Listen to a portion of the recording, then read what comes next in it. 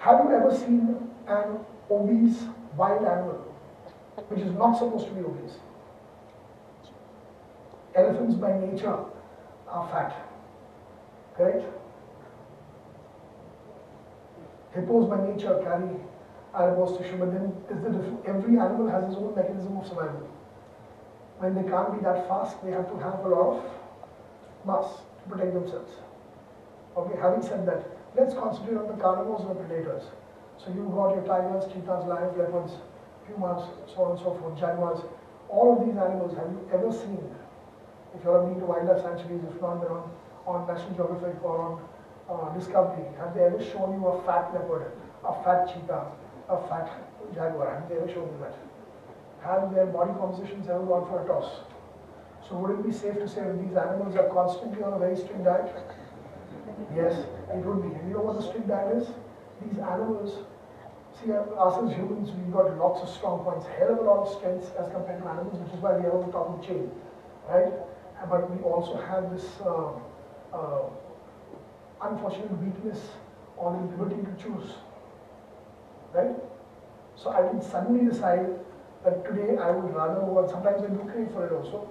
Like I say, for me, meat is not a treat. For many people, meat is a treat, but I eat it every day. So my treat would be a Gujarati thali. So say if somebody just want to go for unlimited Gujarati thali, that would be a treat for me. Now my brain actually wants that sometimes. So then I decide, there's this seminar in Goa, I'll stay in shape till then. After the seminar, then one day I'll go and have the Gujarati thali. So this is another thing that I can do. Animals don't think that way. They don't get bored. I could be on 7 months, 8 months of strict dieting for bodybuilding competitions, and then I would still be thinking, that requires willpower, and I would still be thinking, let my competition get over, and these are the list of things that I would like to have immediately after the competition. Animals don't think that way. They've got one steady food choice that they need to make. Okay, they are hungry, they eat. They hunt and they eat. Okay, the cheetah or the leopard or the puma, the reason why you don't see them gain fat is because there is no day in which they say, oh, meat again.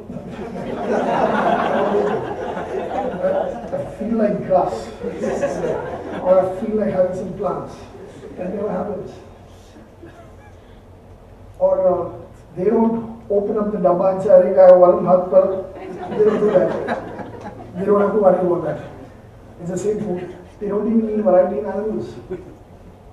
If they've had a deer, and the next time also deer only comes, and the third time also deer only comes, they don't say, deer, let me wait for some other. No, they don't do that. You think they're on models? What do you think we are? National Geographic is full of them. Okay? You know what, supposing a TV channel were to approach me and say, we want to see you working out in the gym, and we want to shoot you working out in the gym and put it on TV. Then I tell the TV channel, oh, so let's schedule it 3 months later. I will get into better shape and then you come to shoot. Because there's something called as being camera ready. Camera ready means, I could look good normally, but to look good in front of the camera, I need to be at a different level of leanness to look good in front of the camera. You can't hide anything from the camera. So I need to be super lean to look good on camera. So that's being camera ready. But animals are camera ready 24/7. National Geographic doesn't give them an intimation. So, we will be shooting you, we want to see you galloping in the jungles. So please see to it that you get into shape. Then they don't get on the so-called low-carb diet. They only go on the low-carb diet all the time. Okay? So that is why you never see, and you should never ever see a fat domestic cat. You should never ever see a fat dog. Dogs are carnivores again. Okay, these canines also should not be there. Just like in the jungle, that's why I said in the wild. In the wild, you see them? No. But then you've seen fat dogs? Yes. You've seen fat dogs. Why? Because poor fellows, they don't have a say in the matter. We like giving them and saying, see, we are vegetarians, our dog is also vegetarian. The dog is not supposed to be vegetarian. You're giving it food that is not supposed to be his. He will eat anything. Then he starts getting very, very proud of the fact, see, he eats children now, see. Then he gives him some, chapati क्या खाता है? तो उसका चपाती खाना नहीं है. And when you domesticate the animals and when you screw around with their diets like this, only then and only then will they gain fat. And that is why a wild dog, you know there are wild dogs also. So wild dogs in the wild, you will never find them fat. They grow old, they grow weak and they die.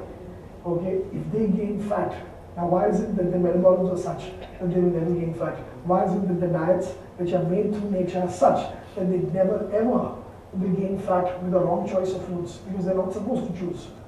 All that is set in stone because their survival depends on them being quick. Quickness depends on them not having excess non-working fat on them.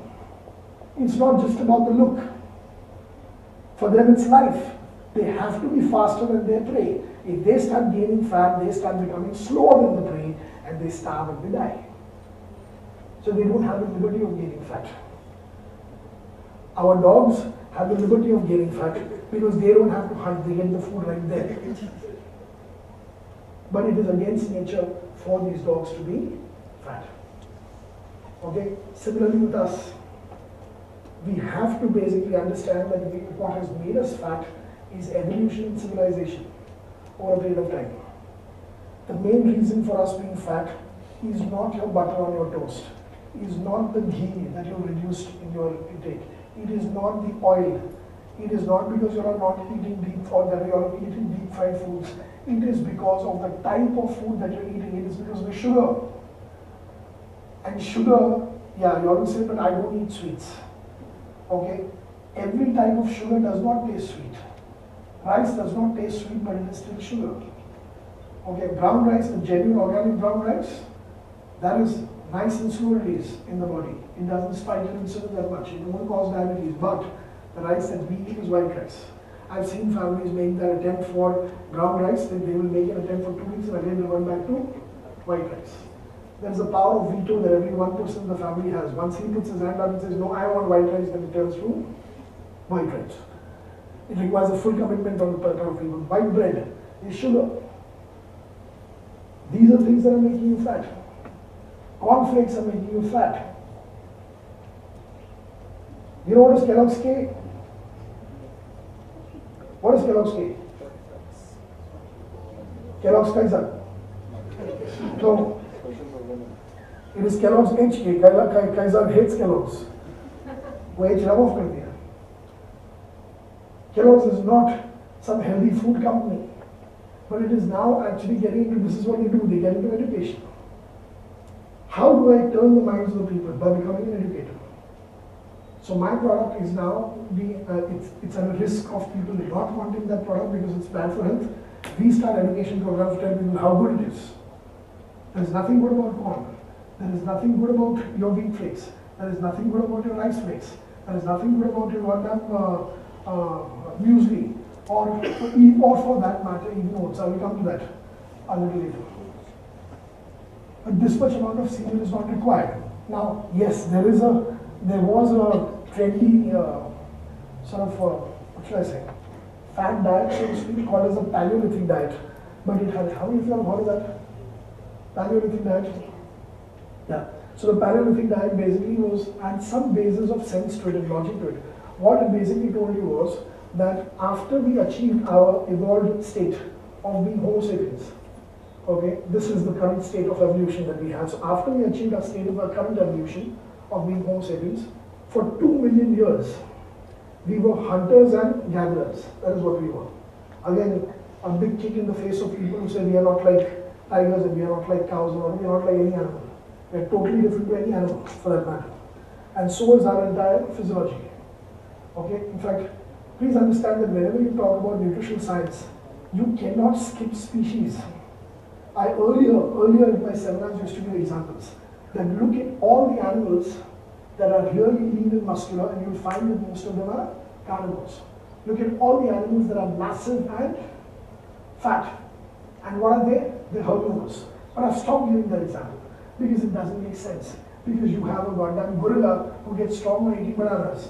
Humans are not going to get strong by eating bananas. You get it? You have a horse that is extremely muscular and strong eating grass because his metabolism, his physiology is completely different. For all those people who say that look at the horses, all I would say is, we are not horses. Oh, but look at the gorillas. All I want to say is, we are not gorillas. So please understand what works for us and not for all of these. In fact, in the animal kingdom, it's about the moment an animal has to be fast, you'll find that the animal has a metabolism to keep fat and weight. The moment an animal is an animal who's going to be slow, then to protect him, the size increases. Okay, so basically what happens, mass into acceleration is power. If mass is less, acceleration is more. If acceleration is less, mass is more. You automatically get that much amount of impact. But then, us as humans, we can go any which ways because of our evolved brains. We can decide to create our own theories. There is also this stupid woman who's calls herself, they create places for themselves by being these scandalous people who have these weird militant ideas. They say milk is poison. Now what is the basis for milk is poison? I'm not saying milk is a great food or whatever, but it's definitely not poison. Why is milk poison? According to how we're going against nature. Why are we going against nature? Because we are the only animals that drink the milk of other animals. See, logic can be used and misused also. Whenever you want to know whether logic prevails or not, understand that any philosophy has to be taken to its logical conclusion, to its end. Don't just make one change. It's nice. That woman also in her family gave up milk. So they stick to the premise that we're the only animals who do that, we should not.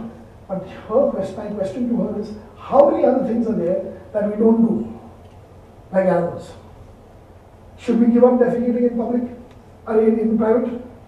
Should we defecate in public? Should we not wash ourselves after defecating? Because animals don't do it. You know why animals don't do it? They don't need to. Because their stools are so well formed. And again, I'm not talking about your domestic dogs. They will get loose motions because of what we feed them. But other animals have a clean anus even after defecating.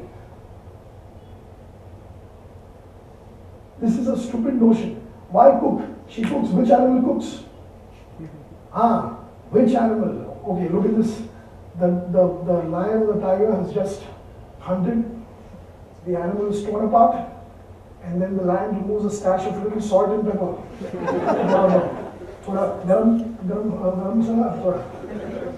Which animal puts spice for taste?